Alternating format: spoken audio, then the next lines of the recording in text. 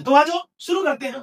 तो आज की चर्चा हम शुरू करने से पहले सबसे पहले जो आज हम बात करना चाहते हैं आपसे, जहां से बढ़िया क्वेश्चंस बनने की संभावनाएं होती है, तो हमारा वो चैप्टर है रासायनिक बलगति। चैप्टर नंबर 3 के कुछ टॉपिक्स आज हम चर्चा करेंगे। इसमें सारे इंपॉर्टेंट टॉपिक लगभग ठीक। तो हम बात करते भैया, थोड़ा सा देख लेते हैं यार, कोई समस्या ना हो। ठीक, चलो कोई दिक्कत नहीं, हम यहाँ से लिखिएगा। तो आप लोग भैया पेन पेपर उठाओ और हम सारी बातें करना शुरू करते। तो सबसे पहली बात जो हमारे लिए आती है वो सब आती है भाई अभिक्रिया का। कोई भी आपने रासायनिक अभिक्रिया ली तो उस रासायनिक अभिक्रिया का वेग या वेग दर, वेग की बात करो या वेग दर की बात करो भाई। आवाज बिल्कुल शांति से। मैं एक कोशिश ये रहेगी भैया, इस पूरे समरी पर पूरा का पूरा एक चैप्टर में तुम्हें रिकॉल करा के दे देता हूँ। पूरा चैप्टर मेरे खत्म करने में याद रहेगा, पूरा एक स्क्रीन पर, टेंशन मत। तो शांति से सुनते चलो मेरी बात। तीसरा चैप्टर रासायनिक बलगति, ठीक। तो आज सारी इंपॉर्टेंट बातें हम यहाँ पर करेंगे। वेग दर होता है, तो वेग दर यानी रेट लिखने का तरीका ये है कि अगर आपके पास में कोई एक सिंपल सी रासायनिक अभिक्रिया है जो अभिकर्मक से उत्पाद बना रही है, क्या बना रही है? अभिकर्मक से उत्पाद बना रहे हैं। इधर लिखने का मौका मिलेगा, अभिकर्मक से उत्पाद बना रहे हैं। तो यहां पर होगा क्या, रासायनिक अभिक्रिया होगी तो भैया जो भी अभिकर्मक है वो धीरे धीरे खत्म होगा और उत्पाद धीरे धीरे बढ़ेगा। जैसे मान लो समोसे बनाने, अब तुमने अभिकर्मक सारे तैयार कर लिया, आलू रख लिया, मैदा रख लिया, अब धीरे धीरे समोसा बनना शुरू होगा तो समोसे की मात्रा क्या होगी? बढ़ेगी। मैदा आलू इसकी मात्रा घटेगी। तो भाई का तो कितने समय में क्या होगा उसके बाद, तो जिस रेशियो में आपका अभिकर्मक घटेगा उसी रेशियो में तो क्या होगा, तो प्रोडक्ट बनेगा, उतने में उत्पाद बढ़ेगा। तो इसको हमने कहा कि इनकी सांद्रता में क्या परिवर्तन हो रहा है। क्या हो रहा है भैया?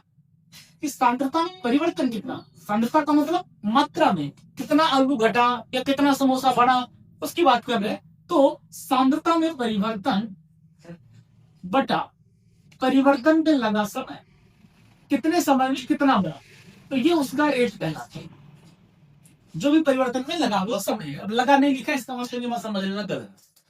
तो आप उसको दो तरीके से लिख सकते हो रेट। पहली बात कि अगर रिएक्टेंट के लिए लिखोगे तो रिएक्टेंट का प्रोडक्ट क्या होगा, कम होगा, उसकी सांद्रता में कमी आएगी, तो उसके लिए क्या लिखेंगे? माइनस। अभिकर्मक की सांद्रता में क्या है? कमी आएगी, तो उसके लिए माइनस। लेकिन उत्पाद की सांद्रता में वृद्धि होगी तो उसके लिए हम क्या लिखते हैं? डेल्टा बी बटे में डेल्टा, उसके लिए प्लस और इसके लिए माइनस। तो जिस रेशियो में ये घटेगा उस रेशियो में प्रोडक्ट बढ़ेगा हमारा। समझ की बात को? अब इसका अगर मुझे मात्रक लिखना हो तो आप मात्रक क्या लिखेंगे? सर जब मात्रक की बात आएगी तो सांद्रता, सांद्रता का मात्रक क्या होता है? मोल प्रति लीटर। क्या होगा? मोल प्रति लीटर, और बटे में समय है तो प्रति सेकंड।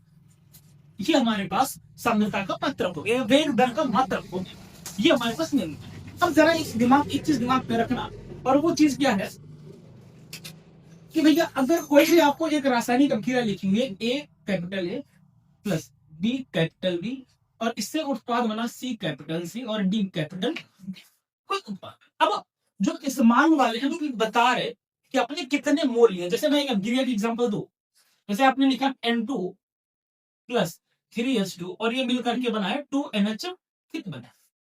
तो यहां पर आपने N2 का एक मोल दिया। अब एक मोल कह लो, एक ग्राम कह लो, जैसा तुम समझ पाओ, ठीक।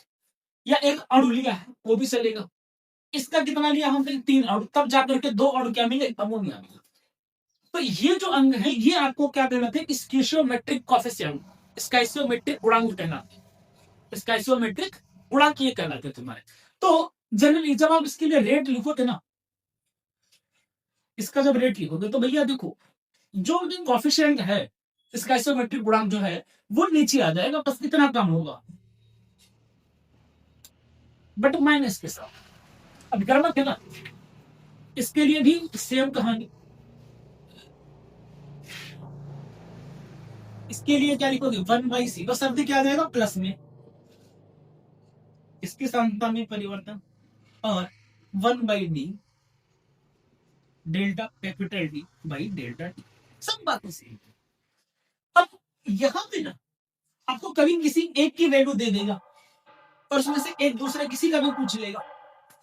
समझ रहे बात को? जैसे यहां पर उसने कह दिया कि भैया मान लो जो अमोनिया है ना, अमोनिया की जो बनने की दर है डेल्टा NH/3/ΔT, वो तुम्हें बोल दिया कि भैया 3.8 × 10⁻⁴ मोल पर लीटर पर सेकेंड बन रहे हैं। ये बनने की दर तुम्हें बताया।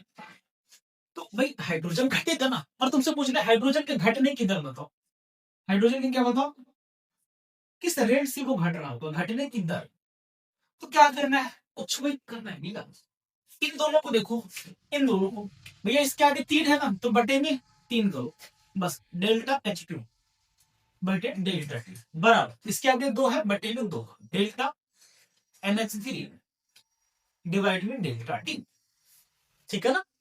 अब ये जो कि हाइड्रोजन है घट रहा होगा, तो इसके लिए माइनस। अब तुम्हें किसकी वैल्यू दे रखी है, तो ये 2 इधर भेज दो, या हमें किसकी वैल्यू निकालनी है ना, तो 3 को उधर भेज दो, तो क्या बनेगा, डेल्टा H2 डिवाइड में डेल्टा T बराबर माइनस 3/2। बट इस पूरे का मान तुम्हें पता ही है, 3.8 × 10⁻⁴ तो वैल्यू 2 से इसको काटोगे क्या आ जाएगा, 19, और 19 दिया 57, है ना। तो कितना मिलेगा, -5.7 × 10⁻⁴ वैल्यू आ गई। तो मेनली आपको ये लिखना आना चाहिए, बाद में करवाएंगे क्वेश्चन, टेंशन मत लो, ठीक है ना, बाद में कराएंगे, बस ये लिखना आना चाहिए इसमें क्या दिया हुआ है और क्या पूछ रहा है। तो पहला क्वेश्चन जो आपका बनता है, वो तो या तो सीधा परिभाषा कुछ ले लो, अभिक्रिया का वेग से क्या क्या तात्पर्य है, औसत वेग क्या है, दक्षिणी वेग क्या, फालतू वाली चीज। या फिर पहला जो क्वेश्चन बनेगा न्यूमेरिकल टाइप का, वो यहाँ से बनेगा, किस तरीके से। ठीक, ये पहला तरीका हो गया, आपके यहाँ से क्वेश्चन बनेगा। नेक्स्ट हम बात करते हैं थोड़ा सा, एक आता है अभिक्रिया का वेग नियम। नेक्स्ट हम टॉपिक की जब बात करेंगे, तो नेक्स्ट टॉपिक हमारा दिख रहा है कि नहीं दिख रहा है, कट तो नहीं रहा है, हाँ ठीक है। अभिक्रिया का वेग नियम। अब वेग नियम क्या कहता है, भाई देखो कि जो अभिक्रिया का वेग है ना, वो जाहिर सी बात है किस पे निर्भर करेगा, पदार्थ की सांद्रता। तो ये कहता है कि जो अभिक्रिया का वेग या रेट है, वो सांद्रता, मान लेते हैं 2 सांद्रता है, यानी A की पावर कुछ क्या है x है, और B की पावर कुछ क्या है y है, कुछ भी हो सकता है। आपने जो ये लिया है, इसकी सांद्रता में कुछ ना कुछ परिवर्तन होगा, कुछ ऐसा है। तो R बराबर हमारे पास क्या आता है, K A की पावर x और B की पावर y, और ये जो x और y है ना, ये आपका क्या कहलाता है, अभिक्रिया की कोटि कहलाती है। ये क्या कहलाएगी, अभिक्रिया की कोटि कहलाती है। और अभिक्रिया की कोटि एक तरीके का प्रायोगिक मान है, आप एक्सपेरिमेंट करके बताओगे कि भैया अभिक्रिया की कोटि कितनी होगी। जैसे अगर आपने अभिकर्मक को 2 गुना कर दिया, R को क्या कर दिया 2 R दे, पर अगर इसका रेट बढ़ के 4 गुना हो गया, तो बढ़ के कितना हो गया, 4 टाइम्स बढ़ गया, तो भैया इसका यानी 2 का स्क्वायर पावर में है ना ये, तो 2 का स्क्वायर 4 होता है, यानी आप बोलोगे कि अभिक्रिया तो 3 कोटि की है, अभिक्रिया जाए तो 3 कोटि की है, क्योंकि 2 की पावर पे 4 बनेगा ना। ठीक, अगर वही यहाँ पर आपने अभिक्रिया को मान लो रेट को क्या कर दिया भैया, रेट तो 4 2 टाइम, जो रेट है वो मान लो 2 टाइम लगे, कब, जब आपने सांद्रता को 4 गुना कर दिया। अब सांद्रता को 4 गुना किया, रेट घट गया भैया 2 हो गया, इसका मतलब ये अभिक्रिया की वोट कितनी है, 1/2 है। समझ आई बात थोड़ी सी। तो हम निकालने के तरीके की बात करेंगे जब न्यूमेरिकल अपने पास सामने आएंगे। तो सबके दिमाग में रखो, एक्स और वाई इन दोनों की सांद्रताओं कि घातांकों का जो योग होता है वो अभिक्रिया की कोटि कहलाती है। और कोट एक तरीके का प्रायोगिक मान है, ये एक्सपेरिमेंट से निकल के आता है, पर ये प्लस माइनस कुछ भी हो सकता है, प्लस भी हो सकता है, माइनस भी हो सकता है, जीरो भी हो सकता है, भिन्नात्मक भी हो सकता है, जैसे 1/2 यहाँ मैंने बताया, भिन्नात्मक भी हो सकता है, जरूरी नहीं है कि हमेशा प्लस में। ये याद रखना, क्योंकि अभिक्रिया की कोटि और आणविकता में अंतर पूछा जाता है, ठीक है ना। तो आणविकता जो होती है वो अभिक्रिया की एक तरीके का सैद्धांतिक मान होता है। आप अभिक्रिया को देख के बता सकते हो कि भैया हाँ ये हमारे पास अभिक्रिया की कोटि इतनी है, सॉरी आणविकता इतनी है। पर आणविकता का हमेशा इससे, जैसे आप ये बोल रहे हो इससे ये प्लस माइनस कुछ भी हो सकता है, पर आणविकता में ऐसा कुछ नहीं है। आणविकता सिर्फ प्लस होगी और उसकी अधिकतम सीमा होती है, कोटि की कोई अधिकतम सीमा नहीं है। ठीक, तो ये छोटी छोटी बातें हैं, इनको थोड़ा सा रिकॉल कर लोगे तो बढ़िया है। एक टॉपिक आप यहाँ पे दिमाग में रखना भैया, अभिक्रिया की कोटि और आणविकता में अंतर है। तो यहाँ पे हम बात कर रहे हैं के के बारे में, सर ये के क्या है, ठीक है। तो अच्छा नीचे वाले टर्म नहीं दिख रहा है, कोई बात नहीं है, थोड़ा सा हम इसको अलग आगे लिख लेंगे, ठीक।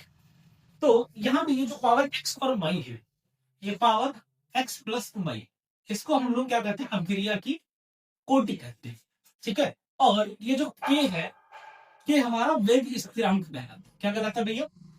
वेग स्थिरांक। और यहाँ पर जो के का मात्रक होता है, बड़े ध्यान से सुनना, जो के का मात्रक होता है ये हमारा होता है, के का मात्रक थोड़ा सा इस पे देना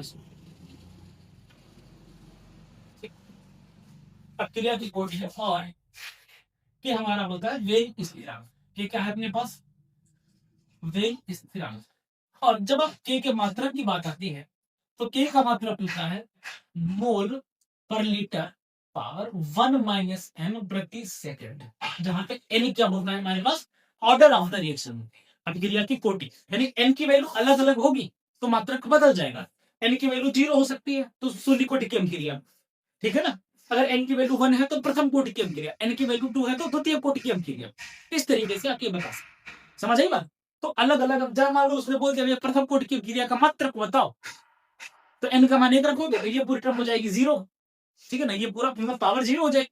तो किसी भी संख्या की पावर 0 1 होता है तो सिर्फ क्या बचेगा? प्रति सेकंड। तो आप बोलोगे सर प्रथम कोटि की अभिक्रिया का मात्रक प्रति सेकंड होता है, ठीक। दूसरी बात अगर मैं यहाँ पे कर रहा हूँ, तो अगर हमारे पास एन का मान 0 है तो हम कहते हैं देखो जरा, एन बराबर अगर 0 आ गया तो ये हमारा क्या कहलाता है भैया? तो ये हमारा कहलाता है शून्य कोटि की अभिक्रिया। क्या कहलाती है? शून्य कोटि की अभिक्रिया। और इसका अगर मात्रक मुझे पूछना आ जाए शून्य कोटि की अभिक्रिया के लिए के का मात्रक, तो ये क्या हो जाएगा? एन का मान 0 रखोगे तो ये तुम्हें मात्रक क्या मिलेगा? मोल प्रति लीटर प्रति सेकंड। ये शून्य कोटि की अभिक्रिया के लिए वेग स्थिरांक का मात्रक है। अच्छा, अब जब हम शून्य कोटि की बात कर रहे हो तो मान लो कि अभिक्रिया डायरेक्टली कैसे हो रही है? कुछ रिएक्टेंट से क्या बना रही है? प्रोडक्ट। तो आप इसके लिए वेग स्थिरांक क्या लिखोगे? सर इसके लिए हम वेग लिखेंगे, रेट बराबर मान हो जाएगा के, जो भी हमारा रिएक्टेंट है, क्योंकि शून्य कोटि की अभिक्रिया है तो पावर क्या हो जाएगा? 0। शून्य कोटि की अभिक्रिया का मतलब क्या है? ऑर्डर 0 है तो पावर 0। अब संख्या का पावर 0 है, इसका मतलब ये क्या हो जाएगा? और रेट को हम लोग क्या लिखते हैं? टी आर बटे डी टी। डेल्टा लिखो, डेल्टा लिखो या टी लिखो। डेल्टा कब लिखते हैं? जब बड़ा परिवर्तन है। डी तब लिखते हैं जब छोटा चेंज है। तो ये आपका क्या हो जाएगा? माइनस का के। तो यहां पर जो रेट ऑफ रिएक्शन है, अब बहुत ध्यान से देखना, आर की तो पावर 0 यानी खत्म हो गई। तो एक बात दिमाग में रखना कि शून्य कोटि की अभिक्रिया में, चलो मैं लिख रहा हूं कि शून्य कोटि की अभिक्रिया में,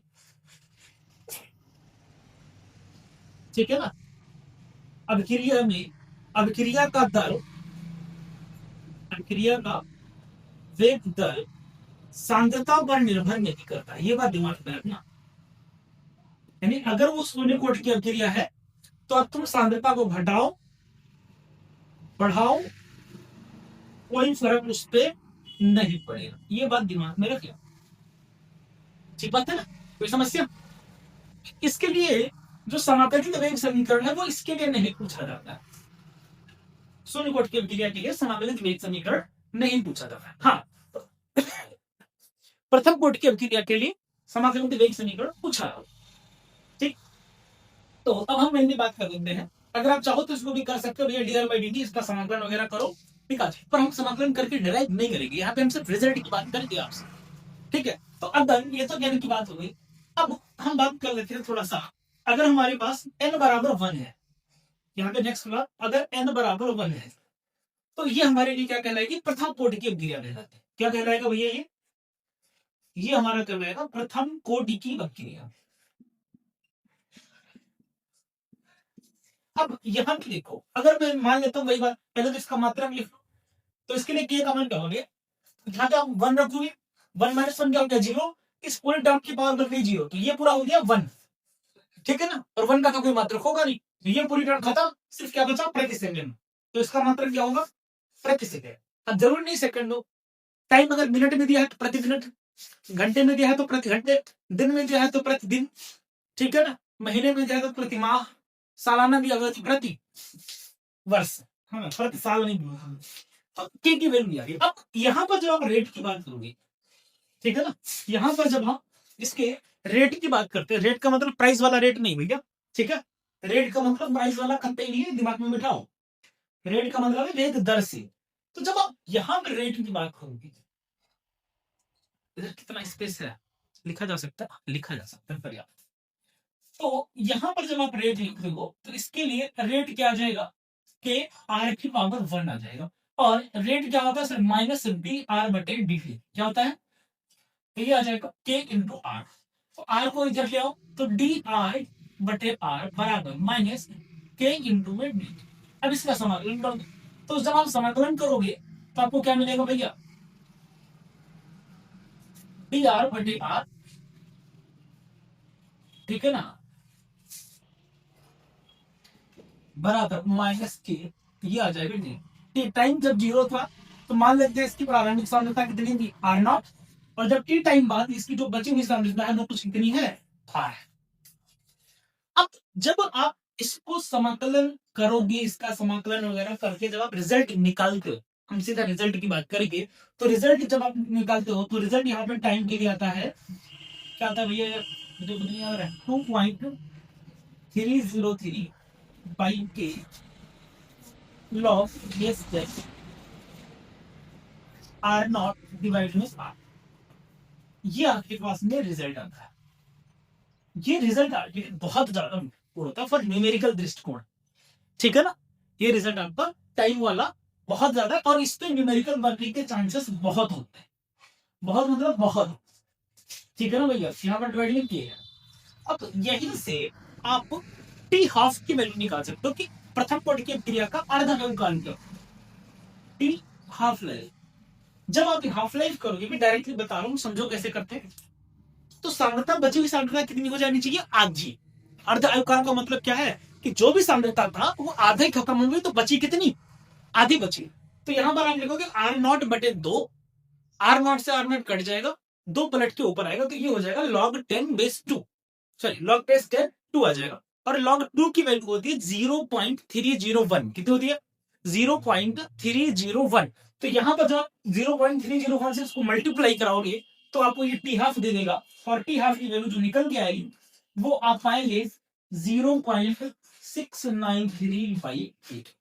ये किसके लिए है भैया, प्रथम कोटि की अभिक्रिया का अर्ध आयुकाल निकालने का तरीका हमारे पास ये होता है, ठीक है। अब ये 2-3 तरीके से क्वेश्चन पूछा जा सकता है। जैसे उसने कह दिया भैया कि किसी अभिक्रिया का अर्ध आयुकाल, मान लो कुछ उस क्या ऐसा कुछ बोल दिया कि अर्ध आयुकाल तुम्हारे पास 50 सेकंड में, तो वेग स्थिरांक का मात्रक बताओ, तो यहाँ पे 50 रखो, के को धैर्य जो खत्म दो सवाल दो।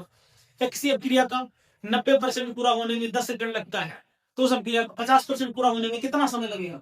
इस तरीके से क्वेश्चंस यहाँ पूछे जाते हैं, करवाएंगे, 2-4 करेंगे, बट ये रिजल्ट से याद रखना।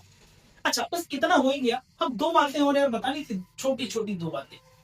एक तो आपके पास में आर्हेनियस समीकरण, इसके बाद आपको जो मेनली यहाँ पे जानना है वो होता है आर्हेनियस समीकरण। लिखा जा सकता है क्या, इतना भी क्यों कंजूसी करना है कि नहीं।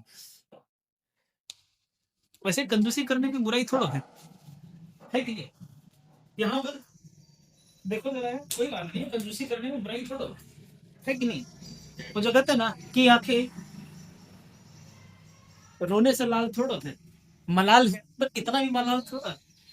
हाँ, वो बाद में छोड़ देंगे, फिलहाल यहाँ पर थोड़ा सा आर्हेनियस समीकरण की बात, किसकी बात करते हैं भैया, आर्हेनियस समीकरण। तो आर्हेनियस समीकरण की जब हम बात करते हो तो ये जनरली आपको वेग स्थिरांक के लिए ही होता है, और एक्टिवेशन एनर्जी जो सक्रियण ऊर्जा है, अगले पेज में करनी है उसको, सक्रियण ऊर्जा भी बतानी पड़ेगी, तो छोड़ो इतना तो आराम से देख, ठीक है। फिर हम बात करते हैं सक्रियण ऊर्जा को लेकर। चलो छापे इतना, देखो क्या बात है, अब थोड़ा सा देखते हैं।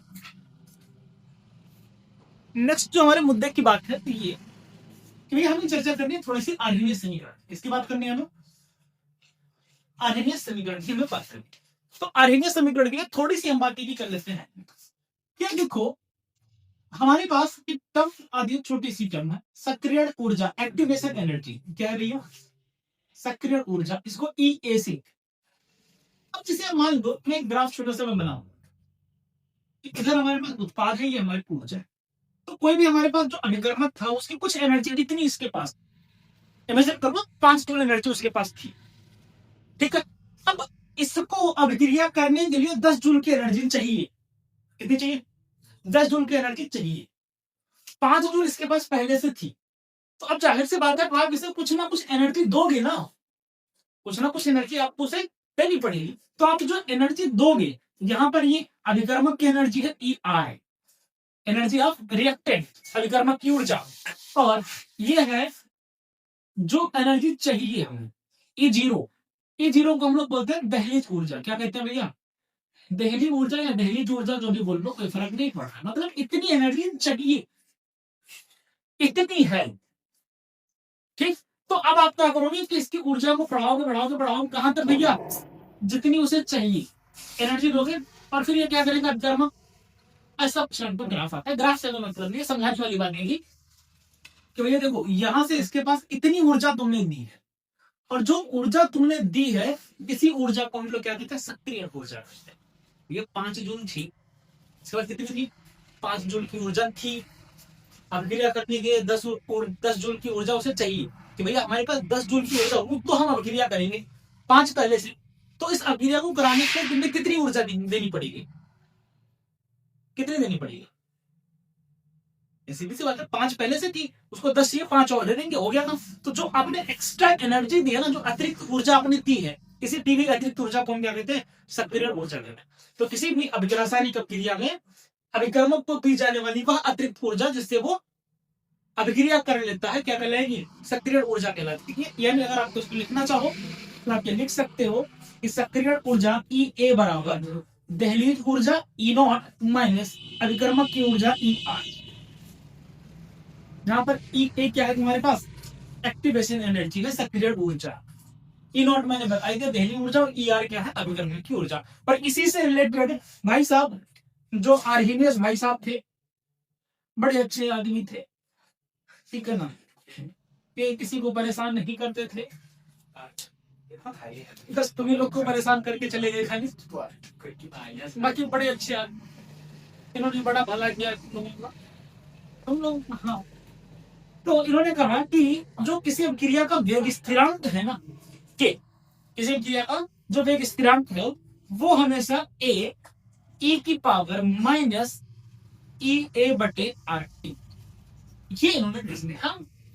एक इक्वेशन की आर्हिनियस, जहां पर के क्या है? के तुम्हारा है वेग स्थिरांक, हम भी जानते हैं, नहीं समझ रहे के क्या है? वेग स्थिरांक। ए को हम लोग बोलते हैं आवृत्ति कारक, जिसकी हमें कोई आवश्यकता नहीं, कौन आवश्यकता नहीं, सीरियसली बता रहे, इसका न्यूमेरिकल में भी इस्तेमाल कभी नहीं करते, कभी नहीं करेंगे, टेंशन काहे ले रहे? इसके लिए हमने न्यूमेरिकल करने के लिए अलग से फार्मूला बना रखा है, अभी बता रहे हैं। ई ए आप सब जानते हैं सक्रिय ऊर्जा है। आर की जब आप बात कर रहे हो तो आर होता है गैस नियतांक। आर क्या है भैया?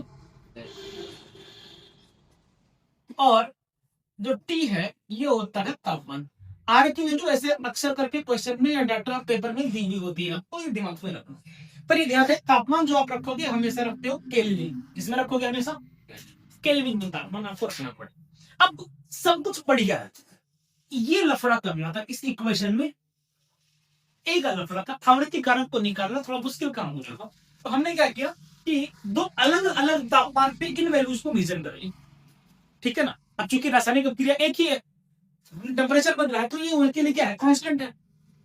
तो अब दो अलग अलग तापमान पर लेकर के हमने इस अभिक्रिया को सॉल्व किया, और इस अभिक्रिया को सॉल्व करके हमने जो रिजल्ट निकाला वो रिजल्ट आया लॉग बेस 10 K2 बटे K1 बराबर ई नॉट बटे में 2.303 1 अपान T1 माइनस 1 अपान, ये हमने रिजल्ट निकाला। जहां पर K1 क्या है भैया? T1 तापमान पर अभिक्रिया का वेग स्थिरांक। जब टेम्परेचर T1 था तो अभिक्रिया का वेग स्थिरांक कितना था? K1। जब वेग तापमान आपने बढ़ा करके T2 कर दिया तो अभिक्रिया का वेग स्थिरांक कितना हो गया? K2। अब कुछ आप ऐसे भी लिख लो कि अगर वही मान लो आपको कहीं K1 बटे K2 मिल जाए, क्या मिल जाए भैया? K1 बटे K2 मिल जाए तो कॉमन बात नहीं है, मिल जाने तो क्या ही फर्क पड़ेगा, तो भी यही रहेगा, सेम रिएक्शन। बशर्ते क्या होगा कि यहाँ पे आप लिख लोगे 1/T2 माइनस 1/, ठीक है, मतलब बात यही है, जो यहाँ ऊपर रहेगा वो यहाँ बाद में आएगा, सिंपल सी बात। अगर आपने K2 बटे K1 लिया है तो T1 माइनस T2 आएगा, अगर आपने K1 बटे K2 किया तो T2 माइनस T1 आएगा, बाकी सेम रहेगा। आर क्या है, आर आप जान चुके हो। अच्छा आर थोड़ा लिखा नहीं गया, आर कहाँ है देखो, आर ये नीचे वाला रहता है, यहाँ पे रहता है, टेंशन मत लो, ठीक है। तो ये हमारे पास पूरा हमारा किसका चैप्टर है। इसमें एक छोटा सा कॉन्सेप्ट और आ जाता है, कई बार एक दो नंबर में आपसे पूछा जा सकता है, ताप गुणांक। तो ताप गुणांक कुछ नहीं होता है भैया, ठीक है ना। मान लो 310 केल्विन पर केल्विन ताप पर के का मान और 300 केल्विन पर के का मान, मतलब 10 डिग्री तापमान के अंतर पर के का जो मान अनुपात होता है उसी को हम क्या कहते हैं, ताप गुणांक कहते हैं। बस इतनी सी कहानी। ये पूरा हमारा इस चैप्टर का ब्यौरा होता है रासायनिक अभिक्रिया का। यहाँ पे एक क्वेश्चन मैं आपसे बोल दे रहा हूँ भैया, रासायनिक अभिक्रिया की कौन थी और आणविकता में अंतर, वो कर लेना है आप लोगों को। बिल लिखवाए थे तो कल तो लिखवाए थे ना, हाँ तो फिर दिक्कत ही नहीं है, एक तो मैंने कल ही करवाई दिया। तो इतना लिख लो, फिर अभी भी टाइम है अपने पास, थोड़े बहुत दो चार कुछ अच्छे क्वेश्चंस करते हैं। अच्छा ठीक है, तो देखो आपको ये 2025 की मैंने आपके सामने दो सवाल लिखे हैं जो 2025 में पूछे गए हैं और हमें उम्मीद है अक्सर कर सकते हो। अभी हमने आपको बताया कि अगर कोई वेव नियम आपका कुछ इस तरीके से लिखा हुआ है, वेव बराबर के ए की पावर एक्स बी की पावर वाई, तो हम कहते हैं जो अभिक्रिया की कोटि होती है वो होती है एक्स प्लस वाई। तो यहाँ पे क्या करना है भैया, अभिक्रिया की कोटि बता दो, तो कोटि के लिए क्या करोगे भैया, ये दोनों को ऐड करना, तो 1/2 प्लस 3/2, तो 3 है 4/2 बराबर कितना आ जाएगा अभिक्रिया की कोट 2। इसके लिए निकालोगे भैया, इसकी कोट कितनी आ जाएगी, तो इसकी कोट याद करोगे, इसकी पावर कितनी है 3/2, इसकी पावर -1 है, -1/2 है क्वेश्चन, -1 ही है, कोई बात नहीं भैया, -1 ही कर देंगे, क्या दिक्कत है, तो घटा देंगे। तो बनेगा 2 ही करना 2, तो 3 माइनस 2/2 बराबर कितना आएगा 1/2। तो इसकी कोट कितनी है 2 और इसकी कोट कितनी है 1/2, हो गया। तो समझ में, हाँ बस इतना ही था। 2 नंबर में ये पूछा गया, बताओ 1 नंबर का ही है, 1 नंबर पे कितना आसान सवाल है, बहुत आसान खाने। चलो तो बस ये देखो दूसरा का वाला, ठीक है दूसरा का वाला देखो क्या कह रहा है दूसरा का वाला कि भैया देखो एक की सांद्रता में परिवर्तन होना छोड़ो, पहले रेट कैसे लिखोगे ये बताओ। एक अभिक्रिया में ये दी हुई है, इसका रेट लिखने का तरीका क्या है, तो क्या जो कॉफिशिएंट है वो मल्टीप्लाई में, ठीक है ना, जो कॉफिशिएंट है सॉरी जो मल्टीप्लाई में जो गुणांक था वो डिवाइड में, और एक को आप क्या लिखोगे सर, एक को लिखेंगे डेल्टा ए बाई डेल्टा, लेकिन अभिकर्मक की बात हो रही है तो माइनस। अब ये कह रहा है कि भैया ये -1/2 ऐसे रहने दो, सांद्रता कहां से कहां हुई है, पहले थी 0.5 घट के कितनी होगी 0.4, तो अंतर कैसे निकाल, परिवर्तन कैसे, अंतिम माइनस प्रारंभिक, तो अंतिम वाला कितना है 0.4 माइनस 0.5, कितने समय में हुआ भैया 10 मिनट में हुआ, ये परिवर्तन कितने में हुआ है, हो गया मेरे क्या, तो -1/2 ये इतना मोल पर लीटर का चिन्ह है ध्यान रखना। तो इनटू में देखो ये भी क्या मिलेगा माइनस का 0.1 ये मिलेगा ना, बड़ा वाला माइनस में बटे में 10, तो भैया माइनस से माइनस आ जाएगा तो 10 दूना, अब इसको काट पीट दो 0.1/20, तो कितना आएगा 0.0, ठीक है ना, तो ये 10 हटाएंगे 200 हो जाएगा, गलती तो नहीं कर रहा, सही है ना, 10 हटाएंगे 200 हो जाएगा, और 1/2 गुणे 100 10 का मतलब ये आ जाएगा 0.5 गुणे 10 की घात -2, कितना आ जाएगा 10 की घात 2 का मतलब 100 हो गया ना 200, और 1/2 का मतलब आधा है 0.5, पावर ऊपर चलेगी तो इतना मोल पर लीटर पर मिनट। इसका मुझे दिख रहा है कि भैया ये अभिक्रिया कैसी होगी, जो भी होगी हमें कोई लेना देना नहीं है भैया, हमारा ये मात्रा था कहीं तक, क्या मुश्किल था सर, क्या करना था भैया, सिर्फ उतना जो रेट लिखना आना चाहिए, तू क्या आना चाहिए तुम्हें, रेट लिखना आना चाहिए बस, अगर रेट लिख लेते तो कहानी बल्ले बल्ले, नहीं लिख पाओ तो समस्या है। तो ये दोनों क्वेश्चन हमारे 2025 के थे, 2025 में एक वो भी आया हुआ था जो मैंने कल लिखवाया था, कोटि और आणविकता में अंतर, तो 2 नंबर का ये था, और 2 नंबर का ये था 4, और 2 ही नंबर का होता 6 नंबर का ये चैप्टर पूछा गया, और लगभग हर साल 6 या 7 नंबर में ही आता है ये चैप्टर, ठीक है। चलो छापो जल्दी, तो लोग वो क्या बहुत बहुत बहुत अरे बदतमीज आदमी, कोई बात नहीं। अरे सर थोड़ी सी तो चलती है। चलो इधर देखो सर, ये किसकी बात कर रहा है सर? ये कह रहा है प्रथम कोटि की अभिक्रिया में। अब देखो प्रथम कोटि की अभिक्रिया का जो हाफ लाइफ टाइम होता है वो क्या होता है सर? वो होता है 0.693/K, इक्वेशन नंबर। कोई समस्या? फॉर्मूला यही है। अब कह रहा है कि अभिक्रिया को 99.9% पूरा होने में लगा समय।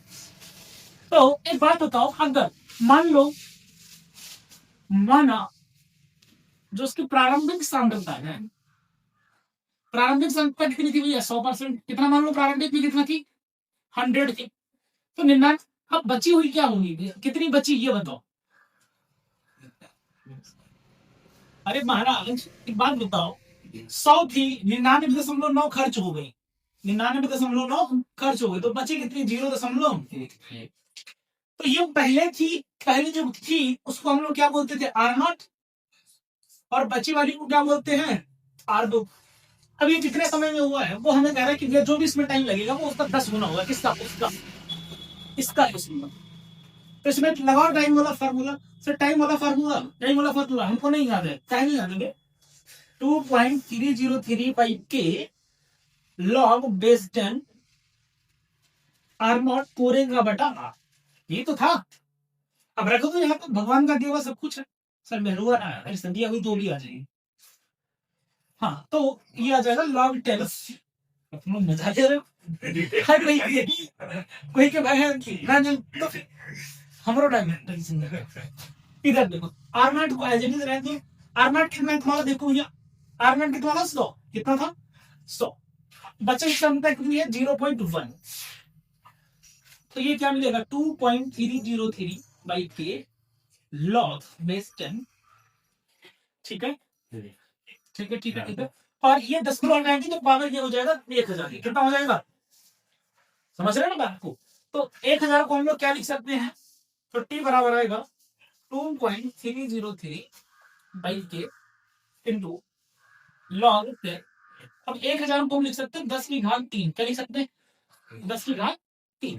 ठीक। अब लॉग की प्रॉपर्टी होती है कि भैया अगर लॉग के अंदर कोई पावर में है तो वो बाहर आके पूरा हो सकता है। ठीक। लॉग की किसी प्रॉपर्टी है कि अगर कोई चीज पावर में है तो वो आगे आके मल्टीप्लाई, तो उसको आगे भेज के मल्टीप्लाई करवा दो। तो ये आ जाएगा 3 का 9, 3 का 0, 3 का 9, 3 2 6, तो लगभग 3 अंक बचाऊंगा। ठीक। और डिवाइड में के, और यहाँ पे सिर्फ क्या बचेगा? लॉग बेस 10 पावर आ गई, और लॉग बेस 10 का मान होता है 1। तो टी बराबर, अब इसको ज्यादा क्या ऐसा लिख दूं क्या? देखो 10 गुणे 0.69 लिखने में दिक्कत? 10 से इसमें गुणा करेंगे, ठीक है ना? तो एक अंक जो दशमलव था यहाँ पर, ये इधर किसी तरफ शिफ्ट हो जाएगा 10 से गुणा करेंगे तो, है कि नहीं? समझ रहे बात को? अरे भैया यहाँ पे 0.6 है, यहाँ पे 6.9 है, तो बस 10 से इसको अगर हम गुणा कर देंगे तो ये हमारी वैल्यू दे देगा। और डिवाइड में किया, और ये वाली पूरी वैल्यू तुम्हारी क्या है? टी है। तो टी बराबर क्या आ जाएगा? 10 गुणे में, और यही तुम्हें दिखाने के लिए कह रहा था कि दिखाओ जो टाइम लगेगा वो अर्ध काल का 10 गुना होगा। ठीक। कोई समस्या? क्या करना था? कुछ नहीं भैया, ये अर्ध काल हमने लिख लिया। हाँ सर लिख लिया। प्रारंभिक सांद्रता हमने मान लिया परसेंटेज में दी हुई है ना, जब परसेंटेज में मानते तो 100 मान लो, 100 मानना ज्यादा आसान होता है। तो भैया हमने 100 पहले वाली मान ली। अब जब 99 पूर्ण हो गई, कह रहा है पूर्ण होने में लगा समय, पूर्ण होने का मतलब इतनी सांद्रता खत्म हो गई, तो बची कितनी? 0.1। तो बस ये हमारे पास फार्मूला था। बस पहले थी 100, 0.10 हटाया 1000 हो गया, 1000 को 10⁻3 लिखा, पावर आगे भेज दिया तो 6.9 हो गया। अब 6.9 को हमें इस तरीके से तोड़ना था, तो 10 इंटू में 0.69 लिखिए बस। और ये वाली पूरी टर्म हमारे पास क्या होती है? टी हाफ दिया हुआ है, 0.69/K। तो बस 10 गुणे टी हाफ हो गया। हमारा ये दिखाना था कि अर्ध काल का 10 गुना होता है। क्लियर है भैया? मुद्दा स्पष्ट? तो ऐसे ही क्वेश्चंस आपसे पूछे जाते हैं, ठीक है ना? तो चलो मिलते हैं हमको अपने अगले वीडियो में, अगले लेक्चर के साथ और अगले टॉपिक के साथ। ठीक है, चलो छापो फटाफट।